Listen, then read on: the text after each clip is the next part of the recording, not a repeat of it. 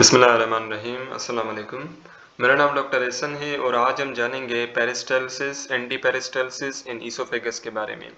Okay, सो peristalsis है क्या? Peristalsis basically एक वेव है जो कि हमारे एलिमेंट्री कैनाल के अंदर जनरेट होती है। ठीक है, सो पेरिस्टाल्टिक वेव की शुरुआत जो है ना वो फेरिंग्स के अंदर होती है। ठीक है, जब भी खाना जो है वो फेरिंग्स के अंदर दाखिल होता है तो फेरिंग्स जो है ना वो थोड़ा सा डिस्टेंड हो जाता है, खुल जाता है। ठीक है, और उसके बाद जो पेरिस्टाल्टिक वेव है ना वो कंटिन्यू होती चली जाती है। For example this is a pharynx, ठीक है ना, ये फेरिंग्स है and this is the bolus. ठीक है ना, ये क्या है? This is the bolus of food. Okay, so जैसे ही बोलस इस फेरिंग्स के अंदर दाखिल होगा तो ये जो फेरिंग्स है ना ये बेसिकली यूं थोड़ा सा डिस्टेंड हो जाएगा, खुल जाएगा। ठीक है ना, जिसकी वजह से क्या होगा कि यहाँ पे फर्दर यूं पेरिस्टाल्टिक वेव जो है ना वो जनरेट होती चली जाएगी। ठीक है, अच्छा, बेसिकली ये फेरिंग्स डिस्टेंड क्यों हुआ? क्या होता है कि हमारे पूरे एलिमेंट्री कैनाल के अंदर दो मसल्स जो है ना वो कॉमनली पाए जाते हैं। Number one is the longitudinal muscle and number second is the circular muscles. ठीक है ना, सो लॉन्गिट्यूडिनल मसल जैसे वर्टिकल मसल्स होते हैं, ठीक है ना, स्ट्रेट होते हैं, और जो सर्कुलर मसल्स होते हैं ना वो यूं सर्कुलर होते हैं। ओके, सो बेसिकली ये फेरिंग्स डिस्टेंड क्यों हुआ जब बोलस यहाँ पे आया? बिकॉज यहाँ के फेरिंग्स के अंदर जो लॉन्गिट्यूडिनल मसल्स है ना वो क्या हो गया? रिलैक्स हो गए, जिसकी वजह से ये जो फेरिंग्स है ना वो डिस्टेंड कर गया। ठीक है, सो जब खाना अगर ईसोफेगस में भी चला जाएगा ना तो ईसोफेगस भी डिस्टेंड होगा। ठीक है, और ईसोफेगस क्यों डिस्टेंड होगा? बिकॉज ईसोफेगस के अंदर जो लॉन्गिट्यूडिनल मसल्स हैं वो भी क्या होंगे? रिलैक्स होंगे, जिसकी वजह से ईसोफेगस जो है ना वो भी डिस्टेंड कर जाएगा, खुल जाएगा। ओके, सो पेरिस्टाल्सिस है क्या? Peristalsis basically involuntary rhythmic movement of the contraction and relaxation of your gut muscles which propel the food forward inside the gut। अब इसको समझाने के लिए आप इस वाले डायग्राम पे फोकस करें। So suppose this is the oesophagus, ठीक है ना, ये बेसिकली ईसोफेगस है, और ये जो आप येलो से देख रहे हो दिस इज द बोलस। ठीक है, अब इस बोलस के बिल्कुल ऊपर यहाँ ये वाली जो एरिया है ना, यहाँ के जो सर्कुलर मसल, याद रखिए इस वाले एरिया के जो सर्कुलर मसल्स है ना वो बेसिकली कॉन्ट्रैक्ट करते हैं। ठीक है, और इस बोलस के बिल्कुल नीचे ये वाला जो पूरा एरिया है ना, यहाँ के जो लॉन्गिट्यूडिनल मसल, ध्यान में रखिए, यहाँ के जो लॉन्गिट्यूडिनल मसल्स है वो क्या करेंगे? रिलैक्स करेंगे। ठीक है, यहाँ के लॉन्गिट्यूडिनल मसल्स भी, और यहाँ पे ये वाला जो पूरा एरिया जो कि बोलस ने समाया हुआ है, यहाँ के भी जो लॉन्गिट्यूडिनल मसल्स है ना वो क्या करेंगे? रिलैक्स करेंगे। Okay, so once again bolus के बिल्कुल ऊपर जो सर्कुलर मसल्स हैं वो क्या करेंगे? कॉन्ट्रैक्ट करेंगे, जिसकी वजह से बोलस आगे की तरफ पुश होगा। ठीक है, और बोलस के बिल्कुल आगे की तरफ जो लॉन्गिट्यूडिनल मसल्स हैं, आगे की तरफ जो ईसोफेगस है और उस ईसोफेगस के जो लॉन्गिट्यूडिनल मसल्स हैं वो क्या करेंगे? रिलैक्स करेंगे। ठीक है, जिसकी वजह से ये जो ईसोफेगस है ना वो यूं डिस्टेंड करता चला जाएगा और जो बोलस है ना वो आगे प्रोपेल करता चला जाएगा। Okay, so this is the mechanism. Basically होता क्या है कि कंटिन्यूअस कॉन्ट्रैक्शन एंड रिलैक्सेशन होती है मसल्स की। ठीक है, कॉन्ट्रैक्शन एंड रिलैक्सेशन होती है मसल्स की। सो बेसिकली स्टार्टिंग में यहाँ ऊपर वाले साइड पे ये जो कॉन्ट्रैक्टिंग एरिया है, यहाँ के सर्कुलर स्मूथ मसल्स जो है ना वो कॉन्ट्रैक्ट करते हैं। ठीक है, और बोलस के जो नीचे वाली एरिया है जिसे हम रिलैक्सेशन एरिया कहते हैं, वहां के जो लॉन्गिट्यूडिनल स्मूथ मसल्स है ना वो क्या करते हैं? रिलैक्स करते हैं। ओके, सो जो गट मसल्स है ना, कौन से muscles? Circular smooth muscle and longitudinal smooth muscle. ठीक है, उनकी कंटिन्यूअस कॉन्ट्रैक्शन एंड रिलैक्सेशन की वजह से क्या होता है कि जो खाना है ना वो आगे की तरफ पुश होता है। Okay, so this kind of movement also occurs in a tube like or duct of other system of the body। ठीक है, so basically ये जो peristaltic movement है ना ये सिर्फ गट में ही नहीं होती, बाकी जितने भी ट्यूब लाइक सिस्टम होते हैं ना, यानी कि कहने का मकसद ये है कि ये जो पेरिस्टाल्टिक मूवमेंट है सिर्फ एलिमेंट्री कैनाल के अंदर नहीं होती, बाकी जितने भी डक्ट्स है ना हमारे बॉडी के अंदर, जो मुख्तलिफ डक्ट्स होती हैं, जैसे लाइक यूरिटर्स हो गए। ठीक है ना, यूरिटर्स बेसिकली है क्या? यूरिटर्स से बेसिकली जो पेशाब होता है ना वो हमारे यूरिनरी ब्लैडर के अंदर चला जाता है। ठीक है, सो यूरिटर क्या है? यूरिटर भी एक किस्म का डक्ट है, और उस डक्ट के अंदर भी क्या होता है? पेरिस्टाल्टिक मूवमेंट जो है ना वो परफॉर्म की जाती है। ठीक है, सो ये जो मूवमेंट है ना पेरिस्टाल्टिक मूवमेंट, ये सिर्फ एलिमेंट्री कैनाल के अंदर नहीं पाई जाती, सिर्फ एलिमेंट्री कैनाल के अंदर नहीं बल्कि बाकी जितने भी डक्ट्स है ना, ठीक है ना, हमारे बॉडी के अंदर, वहां पे भी ये जो पेरिस्टाल्टिक वेव है ना वो पाई जाती है। ओके, सो पेरिस्टाल्टिक वेव की जो शुरुआत है वो फेरिंग्स के अंदर होती है। ठीक है ना, फेरिंग्स से होती है बिकॉज फेरिंग्स के अंदर जैसे ही खाना दाखिल होगा तो बेसिकली फेरिंग्स डिस्टेंड कर जाएगा और पेरिस्टाल्टिक वेव जो है ना वो जनरेट हो जाएगी। ठीक है, फिर हमें पता है फेरिंग्स के बाद ईसोफेगस आता है, फिर ईसोफेगस के अंदर क्या होगा? पेरिस्टाल्टिक वेव जनरेट होगी। ठीक है, and continuous propelling the food till the end of the digestive tract. ठीक है ना, ये जो पेरिस्टाल्टिक वेव है ना हमारी पूरी एलिमेंट्री कैनाल के अंदर मौजूद होती है। ठीक है, जो कि खाने को पुश करती रहती है जब तक खाना जो है ना बिल्कुल रेक्टम में ना पहुंच जाए। ओके, रेक्टम जो है ना, this is the last part of the alimentary canal. Okay, the walls of the alimentary canal contains a smooth muscle controlled by the autonomic nervous system. ठीक है, so basically ये जो गट है, ठीक है ना, पूरा जो एलिमेंट्री कैनाल जो गट है वहां पे बेसिकली स्मूथ मसल्स पाए जाते हैं. ठीक है, और उन स्मूथ मसल को कंट्रोल कौन कर रहा होता है? ऑटोनॉमिक नर्वस सिस्टम कंट्रोल कर रहा होता है. देखिए सेकेंड ईयर के अंदर हम मसल्स की मुख्तलिफ टाइप्स भी पढ़ेंगे और नर्वस सिस्टम के भी मुख्तलिफ टाइप्स पढ़ेंगे. ठीक है, सो ये जो ऑटोनॉमिक नर्वस सिस्टम है ना, ये बेसिकली पार्ट है पेरिफेरल नर्वस सिस्टम का. ठीक है, और peripheral nervous system this is the part of nervous system. Okay, so हम सेकंड ईयर के अंदर डिटेल में पढ़ेंगे, लेकिन अभी के लिए इतना जान लें कि जो स्मूथ मसल्स होते हैं ना, जो कि जीआईटी के अंदर पाए जाते हैं, उनको सप्लाई करते हैं ऑटोनॉमिक न्यूरॉन्स. ठीक है, और ऑटोनॉमिक न्यूरॉन्स क्या करते हैं? ऑटोनॉमिक नर्वस सिस्टम बनाते हैं. Okay, the muscular layer of the gut consist of inner layer of circular muscles while an outer layer of longitudinal muscles. ठीक है, सो इसको मैं ऐसे समझाऊं, suppose this is the oesophagus. ठीक है, ये इसोफेगस है. ठीक है, सो इसोफेगस का जो बिल्कुल इनर वाली जो लेयर है ना, बिल्कुल इनर वाली, वो बेसिकली सर्कुलर स्मूथ मसल की होती है. ठीक है, so this is the circular smooth muscle layer. ठीक है, और सर्कुलर स्मूथ मसल के बाहर ही एक और लेयर होती है जिसे हम कहते हैं लॉन्गिट्यूडिनल स्मूथ मसल लेयर. ठीक है, this is the longitudinal smooth muscle layer. ठीक है, सो जो सर्कुलर स्मूथ मसल होती है वो बिल्कुल अंदर की साइड होती है. ठीक है, और जो लॉन्गिट्यूडिनल स्मूथ मसल होती है वो बेसिकली बाहर की तरफ होती है. Okay, The usual stimulus for peristalsis is distension of the gut wall due to bolus. ठीक है, अच्छा बेसिकली पेरिस्टाल्टिक वेव जनरेट कैसे होती है? इस जनरेशन का जो स्टिमुलस बेसिकली कोई सी भी इंफॉर्मेशन होती है जो कि पार्टिकुलर रिस्पॉन्स को जनरेट करती है. सो इस पेरिस्टाल्टिक रिस्पॉन्स के लिए रिस्पॉन्सिबल कौन है? बोलस रिस्पॉन्सिबल है. ठीक है, बिकॉज बोलस जैसे ही आएगा फेरेंक्स के अंदर तो फेरेंक्स डिस्टेंड होगा. ठीक है, जिसकी वजह से पेरिस्टाल्टिक वेव जो है ना वो जनरेट होगी. Okay, The distension is due to relaxation of circular while contraction of the longitudinal smooth muscle. ठीक है, आई एम सॉरी, मुझसे ये थोड़ी गलती होगी. मैंने आपको बताया था डिस्टेंशन तब होती है जब लॉन्गिट्यूडिनल स्मूथ मसल कॉन्ट्रैक्ट करते हैं. सॉरी, ऐसा नहीं होता. डिस्टेंशन तब होती है जब सर्कुलर स्मूथ मसल कॉन्ट्रैक्ट करते हैं और लॉन्गिट्यूडिनल स्मूथ मसल रिलैक्स करते हैं. ठीक है, सो सॉरी, मुझसे गलती होगी, मैंने आपको अपोजिट में बता दिया. ठीक है, सो फेरेंक्स के अंदर जैसे ही बोलस आएगा फेरेंक्स डिस्टेंड करेगा. डिस्टेंड क्यों करेगा? बिकॉज वहां के जो सर्कुलर स्मूथ मसल हैं वो रिलैक्स करेंगे. ठीक है, और जो लॉन्गिट्यूडिनल स्मूथ मसल है वो कॉन्ट्रैक्ट करेंगे. Okay, the circular smooth muscle behind the bolus contract while the longitudinal smooth muscle are relaxed simultaneously. ठीक है, सो ये जो मैंने आपको बताया था ये बिल्कुल सही है.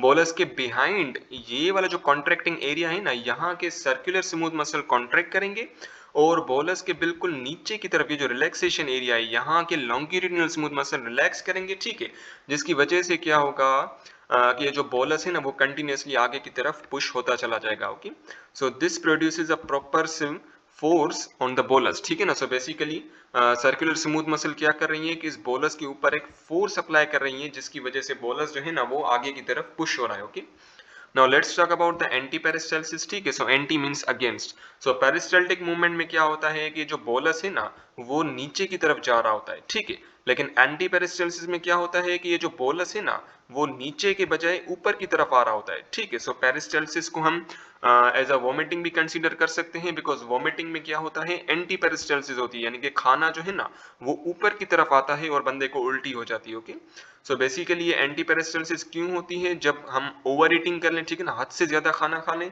और we feel some abdominal movement in the gut. ठीक है ना, सो बेसिकली जब हम बहुत ही ज्यादा खाना खा लें, ओवर ईटिंग कर लें, तब क्या होता है कि हमारे जीआईटी के अंदर कुछ एबनॉर्मल मूवमेंट्स होती हैं. उन एबनॉर्मल मूवमेंट्स को हम कहते हैं एंटी पेरिस्टाल्टिक मूवमेंट. ओके, सो सबसे पहले एंटी पेरिस्टाल्सिस जब भी होती है तो बंदे को नोजिया होता है. ठीक है ना, नोजिया यानी कि दिल कच्ची होना. ठीक है, देखिए नोजिया और वॉमिटिंग में फर्क है. वॉमिटिंग यानी कि उल्टी आना, नोजिया यानी कि उल्टी जैसा महसूस होना, दिल कच्ची होना. Okay, so we feel that food in our gut would come back through mouth and causes vomiting. ठीक है, so basically nausea में दिल कच्ची होती है और एंटी पेरिस्टाल्सिस की वजह से क्या होता है कि जो खाना है ना वो बेसिकली ऊपर आ रहा होता है. ठीक है, और बंदे को वॉमिट हो जाती है. Okay, it could be due to over distension और एक्सेसिव जीआईटी इरिटेशन. ठीक है, अच्छा अब ये एंटी पेरिस्टाल्सिस होती क्यों है? जब हमारा जो स्टमक है ना, हमारा स्टमक या इंटेस्टाइन वो बहुत ही ज्यादा डिस्टेंड कर जाए, खुल जाए. ठीक है, अच्छा डिस्टेंड क्यों करेगा? जाहिर सी बात है, जितना ज्यादा फूड इंटर होगा हमारे स्टमक के अंदर या इंटेस्टाइन के अंदर उतना ही ज्यादा स्टमक और इंटेस्टाइन क्या होंगे? डिस्टेंड होंगे, फूल जाएंगे. ओके, और एक्सेसिव जीआईटी इरिटेशन, ठीक है, अगर क्या हो कि हमारे खाने के अंदर कुछ इरिटेंट्स हो, ठीक है ना, कुछ ऐसे माइक्रो ऑर्गेनिज्म जो कि इरिटेटिव है, ठीक है ना, हमारे जीआईटी के लिए इरिटेटिव है, तो उन इरिटेंट्स की वजह से क्या होगा कि एंटी पेरिस्टाल्सिस जो है ना वो जनरेट होगी। Okay, a consequence of some poisonous food और टॉक्सिक केमिकल, ठीक है ना, जहरीले खाने की वजह से या टॉक्सिक केमिकल की वजह से भी एंटी पेरिस्टाल्सिस जो है ना वो परफॉर्म होती है। Okay, so it is the reverse involuntary movement of smooth muscle unlike peristalsis, ठीक है, पेरिस्टाल्सिस में क्या होता था, देखिए पेरिस्टाल्सिस भी इनवॉलंटरी मूवमेंट है, ठीक है ना, वो हमारे इख्तियार में नहीं है।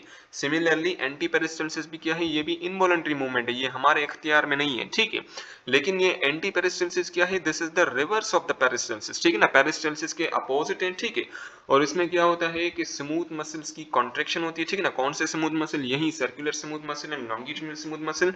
अब इसका मोड ऑफ एक्शन ऐसे है कि इसको मैं अगर यहाँ पे बताऊं, एंटी पेरिस्टाल्सिस में क्या होता है कि जो नीचे की तरफ जो सर्कुलर स्मूथ मसल्स होते हैं ना, वो क्या करते हैं, कॉन्ट्रैक्ट करते हैं, और ऊपर के जो लॉन्गिट्यूडिनल स्मूथ मसल्स होते हैं ना, वो क्या करते हैं, रिलैक्स करते हैं, जिसकी वजह से खाना ऊपर की तरफ पुश होता है। Okay, so this is the opposite of the peristalsis. Okay, so during the process the stomach is squeeze, ठीक है ना, सो एंटी पेरिस्टाल्सिस में क्या होता है, स्टमक बिल्कुल सुकड़ जाता है, स्क्वीज हो जाता है, जिसकी वजह से खाना जो है ना वो ऊपर की तरफ चला जाता है। ओके, द गैस्ट्रोफेरेंजियल स्फिंक्टर, अच्छा यहाँ पे थोड़ी सी मिस्टेक है, गैस्ट्रो ईसोफेजियल स्फिंक्टर होगा यहाँ पे, ठीक है, गैस्ट्रो ईसोफेजियल स्फिंक्टर होगा, ठीक है, सो ये आप करेक्ट कर लीजिएगा, गैस्ट्रोफेरेंजियल स्फिंक्टर नहीं होता, गैस्ट्रो ईसोफेजियल स्फिंक्टर होता है। Okay, so gastro oesophageal sphincter is relaxed which causes the content of the stomach to move upward through the esophagus in the form of vomiting। अच्छा, बेसिकली स्फिंक्टर क्या होता है, sphincter basically एक दरवाजा होता है जिसके थ्रू खाना जो है ना वो एक जगह से दूसरे जगह की तरफ जाता है, ठीक है,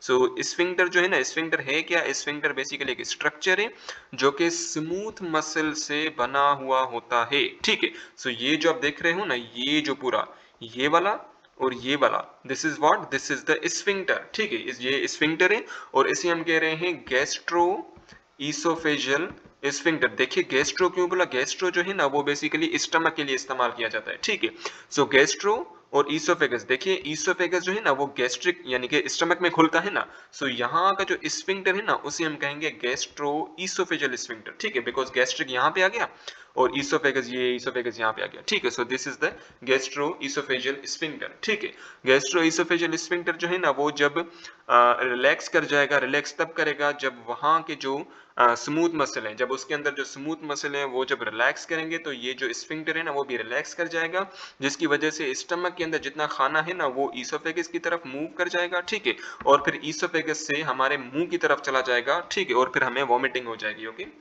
now let's talk about the esophagus। So esophagus, this is the tubular organ, ठीक है, this is a tubular structure leads the bolus from the pharynx to the stomach, ठीक है, so esophagus क्या है, this is the tubular structure, और ये क्या करता है कि बोलस को भेजता है from the pharynx to the stomach, ठीक है, तो सबसे पहले pharynx से बोलस आएगा esophagus की तरफ, फिर esophagus इसे भेज देगा towards the stomach। okay, so it is located between the trachea and the spinal cord, ठीक है, so basically जो esophagus होता है ना वो मौजूद होता है between the trachea and spinal cord, ठीक है, so suppose this is the esophagus, ये esophagus है, ठीक है, और यहाँ आगे की तरफ ये बेसिकली ट्रेकिया है, ठीक है, और पीछे की तरफ ये क्या है, this is the spinal cord, ठीक है, सो जो मैंने बीच में बनाया है दिस इज द ईसोफेगस, ठीक है, दिस इज द ईसोफेगस, ये मैंने आगे की तरफ जो बनाया है दिस इज द ट्रेकिया, ठीक है, और जो मैंने पीछे की तरफ बनाया है this is the spinal cord, ठीक है, स्पाइनल कॉर्ड ये हम सेकेंड ईयर के अंदर डिटेल में पढ़ेंगे कि स्पाइनल कॉर्ड होती क्या है, ठीक है, कैसे बनती है ये हम सेकेंड ईयर के अंदर डिटेल में पढ़ेंगे। ओके,